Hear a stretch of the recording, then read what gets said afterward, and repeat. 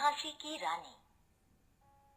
बुंदेले हर बोलों के मुख हमने सुनी कहानी थी, खूब लड़ी मर्दानी वह तो झांसी वाली रानी थी। बच्चों, आपने यह कविता सुनी होगी जिसमें झांसी की रानी लक्ष्मीबाई की वीरता की गाथा है। उनका बचपन का नाम मनु था। बचपन से ही वे घुड़सवारी, निशानेबाजी और अस्त्र शस्त्र विद्या में निपुण थीं। देश को आजादी दिलाने में ऐसी वीरांगना का बहुत योगदान था, जिनमें साहस और वीरता कूट कूट कर भरी हुई थी। आओ इस पाठ में उनकी जीवन गाथा पढ़ते हैं। झांसी की रानी। लक्ष्मीबाई का जन्म मोरोपंत तांबे नामक एक महाराष्ट्रीय ब्राह्मण के यहाँ हुआ था।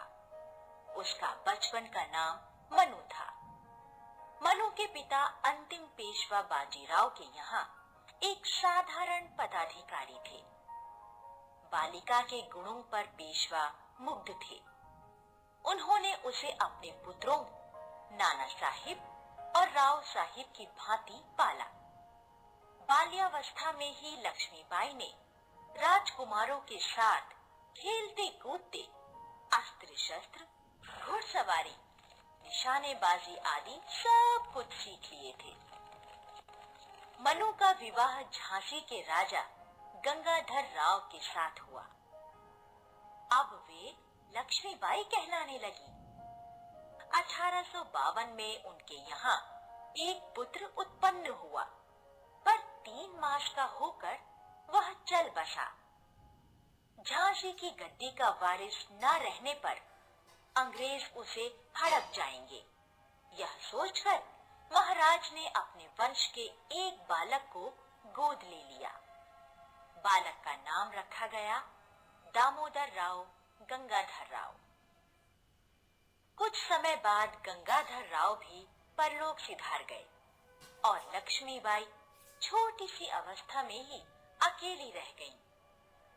रानी पर विपत्तियों का पहाड़ टूट पड़ा। अंग्रेजी सरकार ने उनके दत्तक पुत्र को स्वीकार न किया और रियासत झांसी को अपने राज्य में सम्मिलित कर लिया। रानी खून का घूंट पीकर रह गईं। अंग्रेजों की नीति से असंतुष्ट होकर 1857 में सैनिकों ने अंग्रेजी शासन के विरुद्ध विद्रोह कर दिया।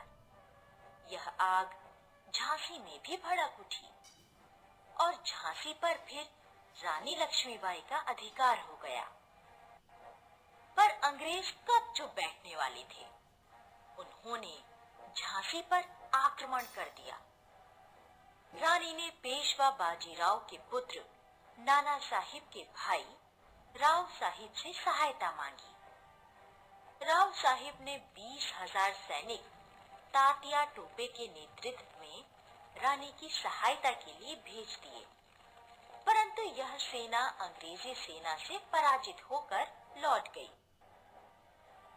दुर्ग की रक्षा असंभव जानकर रानी लक्ष्मीबाई एक अंधेरी रात में 10 सैनिकों के साथ अपने पुत्र को लेकर कालपी की ओर चल पड़ी। सर ह्यूरोज ने कालपी पर आक्रमण कर दिया। शत्रु की शक्ति बहुत अधिक थी, अतः रानी को कालपी का दुर्ग भी छोड़ना पड़ा। अब अंग्रेजों ने ग्वालियर पर आक्रमण किया।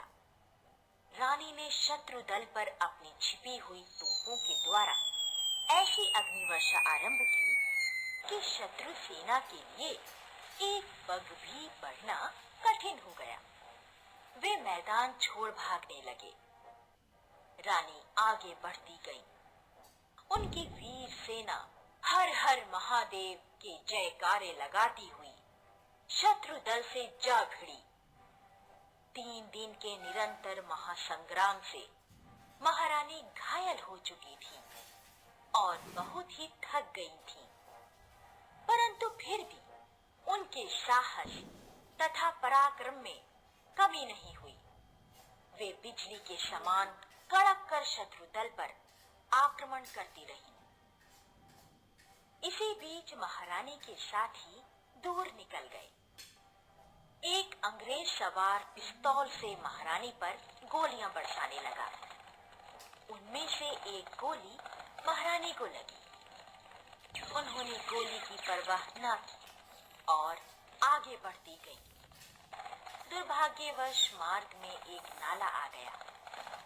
वह अड़ियल घोड़े को कुदाने का प्रयत्न कर ही रही थी कि अंग्रेज अश्वारोही आ पहुंचे और उन पर वार होने लगे।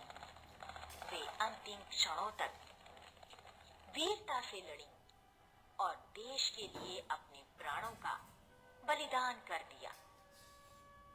महारानी की अद्वितीय वीरता न केवल देश का मस्तक ऊंचा करती है, अपितु नारी जाति को त्याग, आत्मरक्षा और बलिदान का संदेश भी देती है। बर्छी, ढाल, कृपाण, कटारी उसकी यही सहेली थी।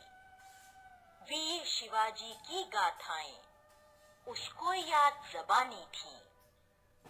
बुंदेले हर बोलों के मुख हमने सुनी कहानी थी। खूब लड़ी मर्दानी वह तो झांसी वाली रानी थी।